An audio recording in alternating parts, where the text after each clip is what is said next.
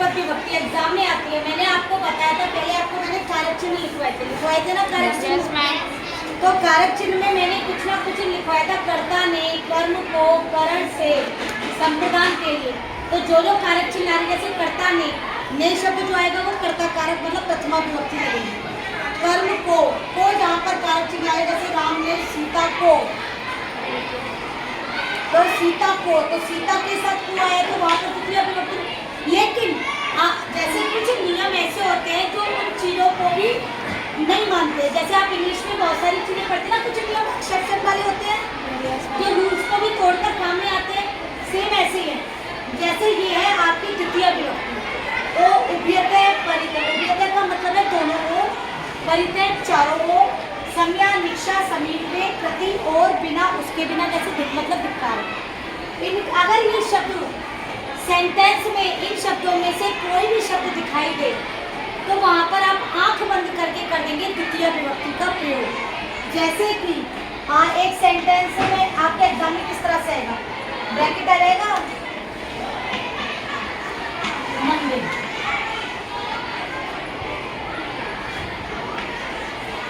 फिर आप क्या रहेगा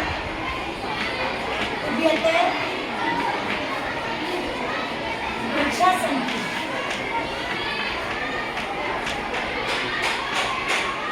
तो अब आपका ये एग्जाम जाएगा फिलअप्स फॉर्म में।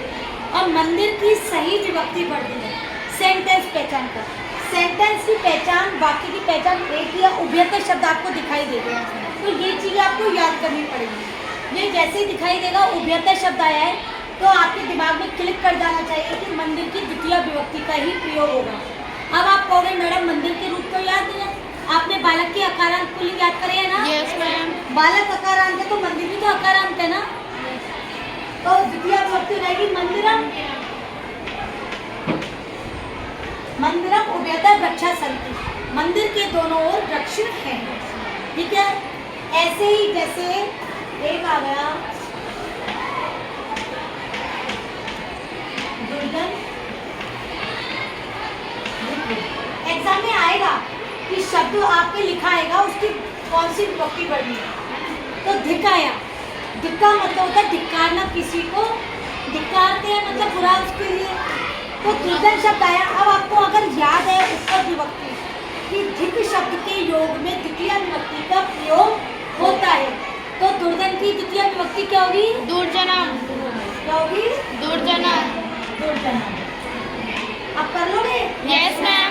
ऐसे आपके परितः मतलब चारों कैसे आ सकता है? विद्यालय परितः वृक्षा सन्ति, विद्यालय के चारों वृक्ष, या कुछ भी जैसे हो सकता है, लेकिन ये शब्द आपको याद होने चाहिए। उभयतः परितः संज्ञा निशा प्रति बिना। सेंटेंस में अगर इनमें से कोई शब्द दिखाई दे तो वहाँ पर आप द्वितीय विभक्ति का प्रयोग करो। अब है अगली तृतीय विभक्ति। तृतीय विभक्ति क्या बोलती है? सह, साकम, सार्धम, समम। इन चारों का मतलब होता है साथ में, किसी के साथ में। बिना, आप देखो बिना यहाँ भी आया, यहाँ भी आया, अभी मैं समझाऊंगा। अलम, बस करो, सदृश की। तो हम पहले तो बिना के योग में द्वितीय विभक्ति लगती है, चतुर्थी भी लगती है, और सॉरी चतुर्थी नहीं, द्वितीय, तृतीय और पंचमी, तीनों विभक्ति में से कुछ रख सकते हैं। ऐसे अलम का लिया रहता है, अलम का मतलब है मना करना, बस करो। तो हम इसका आदर है इस तरह से, अलम। विवाद का मतलब होता है झगड़ा करना, तो विवाद आपके आया तो अलम शब्द आपने देखा। अब देखो सेंटेंस में कुछ दूसरा शब्द नहीं है, केवल अलग शब्द आया और हमें करना है विवाद की सही विभक्ति। तो फिर विवाद का क्या करोगे? तृतीय विभक्ति विवाद की क्या होगी? विवाद की तृतीय, राम की तृतीय, तो देखो विवाद भी आकार बोलेंगे। विवाद की तृतीय, राम की तृतीय क्या होती है जल्दी बताओ। हाँ, नहीं आता किसी को, याद ही नहीं किए हो। बिना रूप याद किए तो आप एग्जाम में पेपर कुछ भी नहीं कर पाओ। विवाद की तृतीय होती है विवादेन, जैसे छात्र की छात्रेन, राम की रामेण, तो विवाद की विवादेन। स्थिति तुम्हें भी याद नहीं है?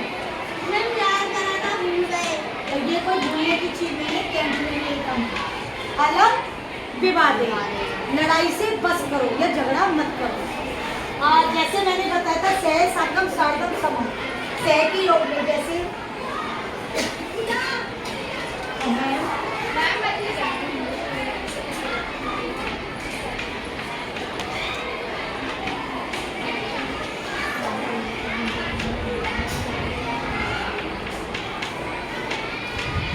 ये आया अहम फिलप्स सह क्रीड़ामी।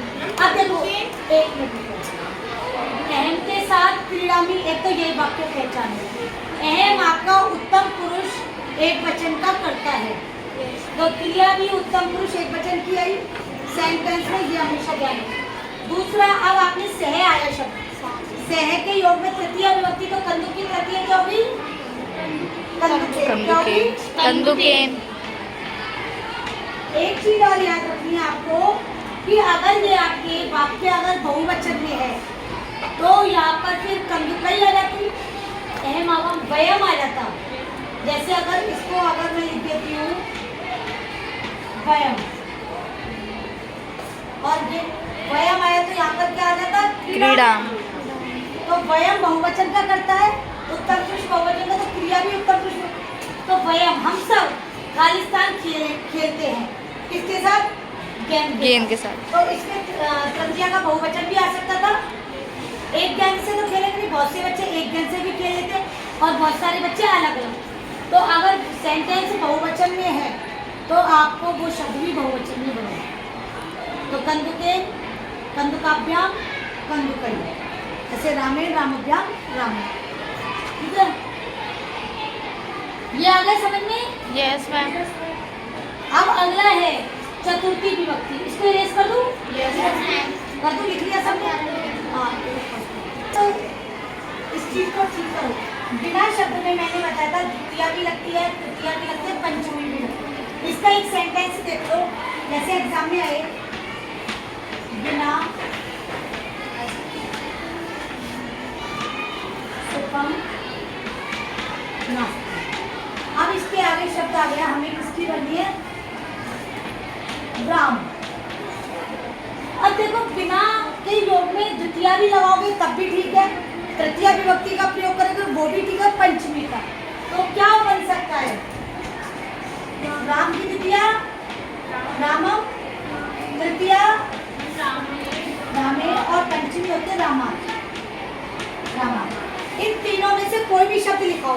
अगर आप कराते हो रामम बिना सुखम नास्ति, सुन लो, रामम बिना सुखम नास्ति तो भी ठीक है, रामेण बिना सुखम नास्ति तो भी ठीक है, रामात बिना सुखम नास्ति तो भी ठीक है। इसमें तीनों विभक्ति बचा। एग्जाम में ये आपके ऑब्जेक्टिव भी आ सकता है, जैसे सेंटेंस आ गया मान लो इस टाइप का, और 4 ऑप्शन आ गए, रामम आ गया, रामभ्याम आ गया, रामस्य आ गया, रामाय आ गया।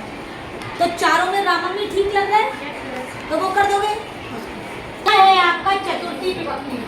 चतुर्थी विभक्ति का प्रयोग किन किन शब्दों के आने पर निश्चित रूप से वहाँ चतुर्थी ही लगेगी, चाहे कारक चिन्ह आपका कुछ भी आ रहा हो। जैसे रुच, रुच का मतलब था रुच, जो रोचनीय होता है, जो आपको अच्छा लगता है, होता है ना। दा मतलब देना, जिसके रूप यक्ष से चलते हैं। नमे नमस्कार, उपय क्रोधित होना, और स्वस्ति का भी कल्याण होना। तो जैसे इसके हम सेंटेंस ले सकते हैं,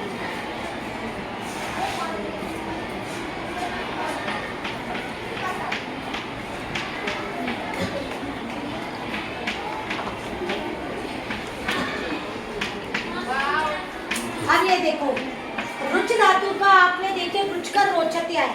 अब ये नहीं एग्जाम में रुच शब्द आएगा, उसके कोई शब्द तो बनेंगे, आत्मनेपदी में बन रहा है ये, तो रोचते आएगा। रोचते से आपको अगर याद होगा तो समझ जाओगे कि रुच धातु का ही रूप है। तो वहाँ पर आपको याद आ जाना चाहिए कि रुच के योग में चतुर्थी विभक्ति का प्रयोग है। मोदकम रोचते, मोदक बोलते लड्डू को, लड्डू अच्छे लगते हैं गणेश भगवान को। अब लेकिन गणेश भगवान को लड्डू तो अच्छे लगते हैं, पर हम विभक्ति कौन सी लगाएंगे? तो अगर आपको याद आ जाता है कि वह चतुर्थी विभक्ति का ही प्रयोग होगा तो वहाँ पर आ जाएगा गणेशा, गणेशाय, क्योंकि रूप याद है ही नहीं है आपको। आज रूप याद होते ना, ये चीजें तब बनाई जाएंगी जब आपको रूप याद हो, वो आप करना नहीं है। नहीं करोगे, मैं सीरियसली बता रही हूँ, 50% का पेपर है ना एग्जाम में रूपों का ही, आपके रूप याद होंगे, वाक्य निर्माण है, चित्र वर्णन है, हिंदी से संस्कृत में वाक्य बनाने भी आएंगे, वो भी बिना रूपों के कैसे कर लोगे। तो गणेशाय मोदकम हो सके, जैसे कि हम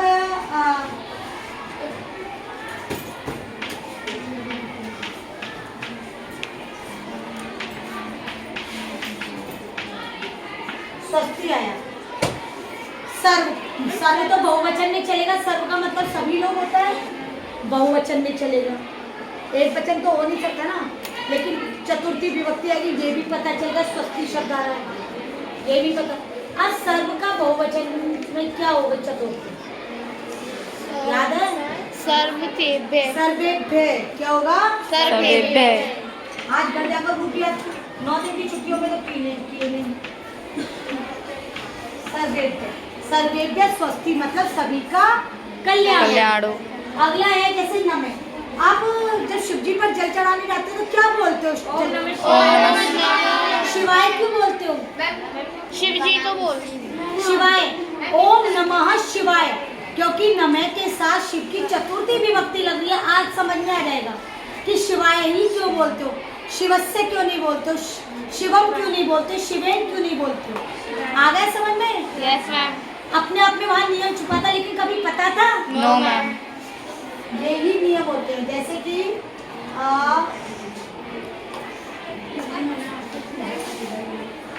नमः, नमः के योग में अगर गणेश को भी करेंगे तो गणेश की चतुर्थी क्यों रहेगी? गणेशाय नमः गणेशाय नमः। हाँ, एक चीज सुन लो, ये तो मैं सारे अकारत पुल्लिंग के बता रही हूँ। अगर मैं ये बोलूँ नमः और अम्बा, अम्बा, अम्बा मतलब माता, या अम्बा पार्वती को Yes, भी ma'am. बोलते हैं।